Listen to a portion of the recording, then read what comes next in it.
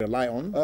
The law is that you cannot practice subjects that end up giving you degrees or certificates or diplomas in mass communication and allied subjects, except Apcon regulates and certifies, comes around, looks at your syllabus, your setup, and then gives you approval. And we've been doing that.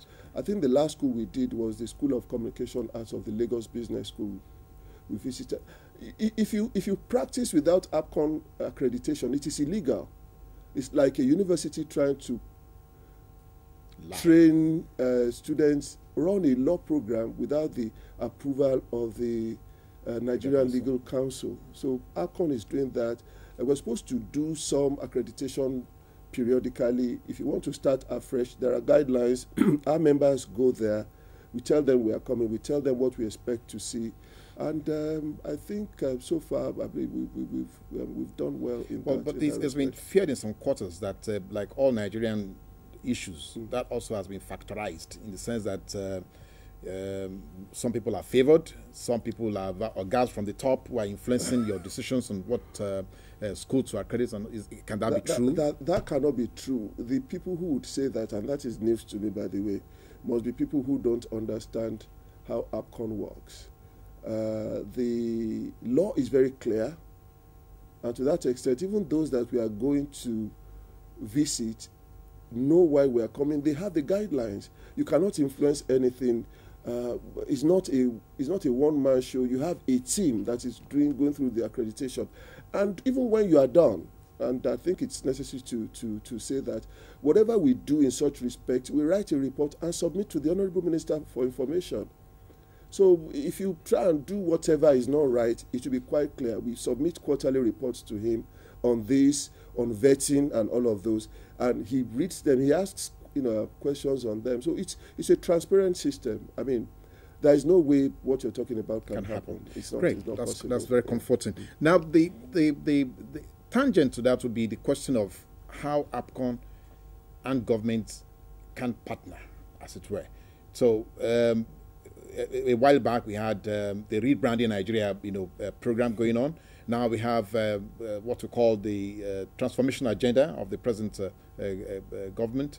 So where is Apcon in all this? Do you as a body participate in such as it were thinking, or is it just a question of cherry picking? They come to your members, they pick the person they like and all that, and that's about it. So how does Apcon fit or help in these matters? Well, I think we have the benefit of history. We can be historical about this.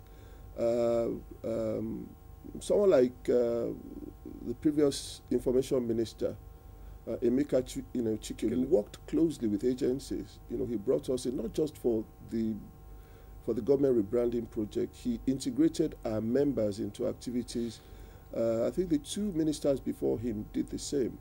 And then Professor Akinwunmi came and started the rebranding project and got the advertising group involved. A 26-man committee was set up. I was the president of the AAAN then, and I was the secretary. And after that body submitted its paper, a rebranding project business support group was set up, and I was made the first CEO.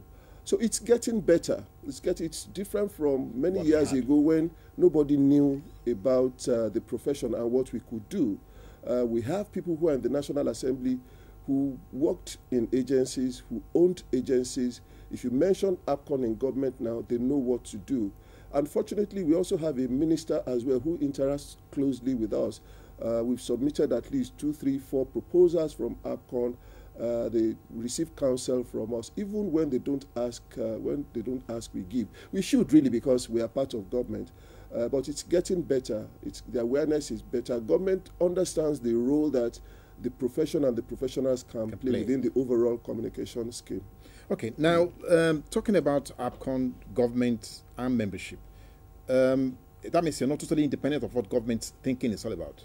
The beauty of Apcon is it also operates as an institute, which means, for example, the makeup of the council, is not by political appointment. The law is clear about who can sit on the council, the qualifications and all. And government has been very respectful of the laws of Apcon about our makeup. Government treats us as a think tank.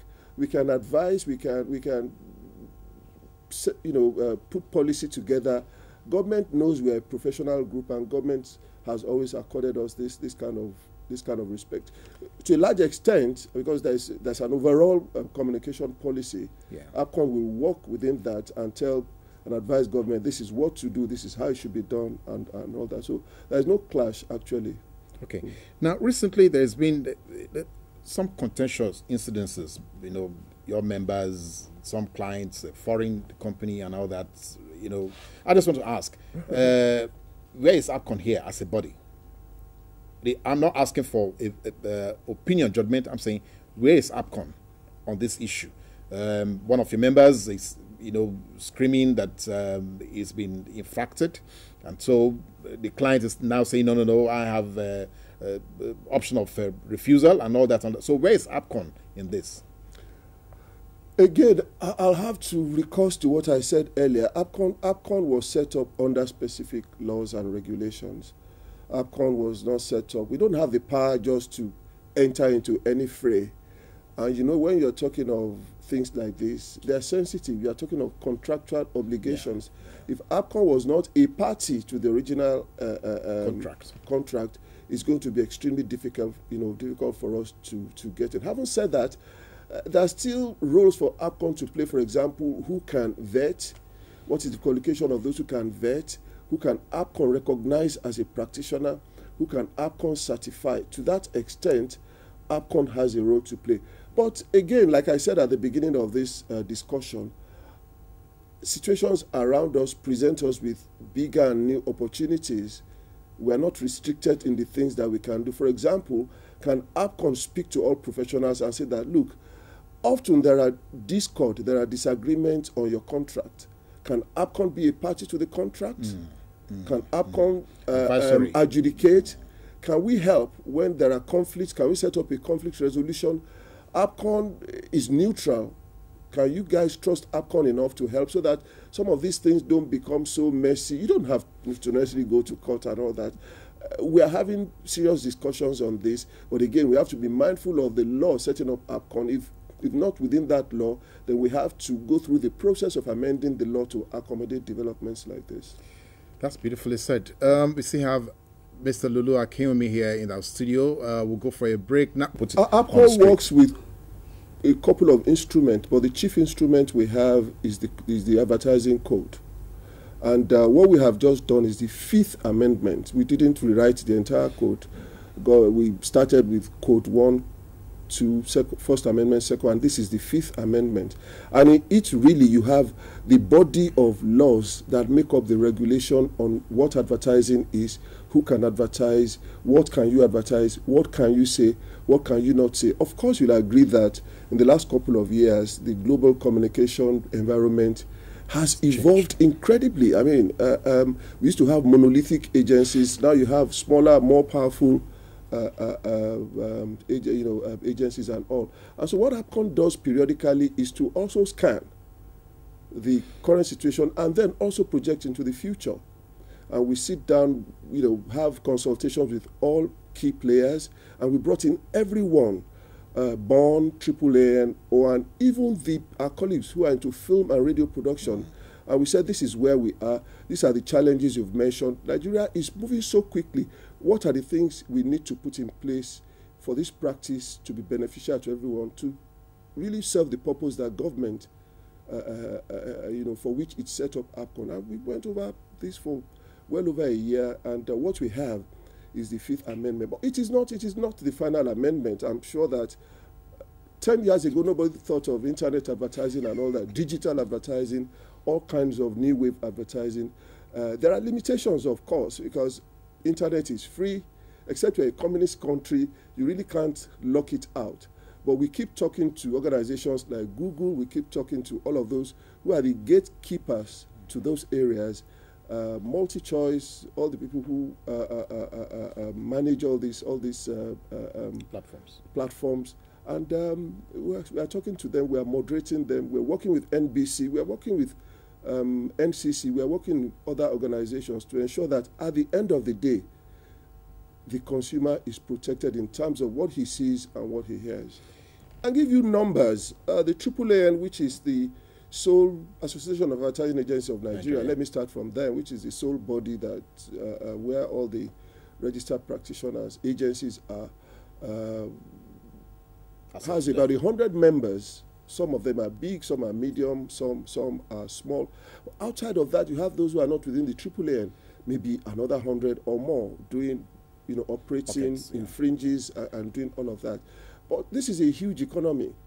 And that is why when people say Apcon is trying to stop foreigners, it's laughable. The market is big, it's huge. If 20 other foreign agencies were to come in today, it will still be a big market. So we have needs, because it's a growing portfolio. There are clients, all they need is digital advertising. Do we have enough digital agencies, for example? We need to produce tons of reams of material, TV commercials. Do we have enough here, or do we need to produce some outside? So it's a market that is big and expanding. We have people, but it doesn't mean that because of that, just anybody can operate anyhow. Yeah. The Nigerian situation works essentially through associations. So you've got the Broadcasting Organization of Nigeria, which looks after TV and radio, AAAN for advertising, OAN for outdoor. And these are the components that are represented on Apcon. There are others who are not yet there, and which was one of the reasons we went into the reform. Apcon found out that there were a lot of leakages. The ability to effectively function and manage all these practitioners was not there, because many of them did not belong to the association. So part of what the reform has done is to encourage them to come into the associations. By coming in, it's easier for Apcon to manage and see. Otherwise, it's huge.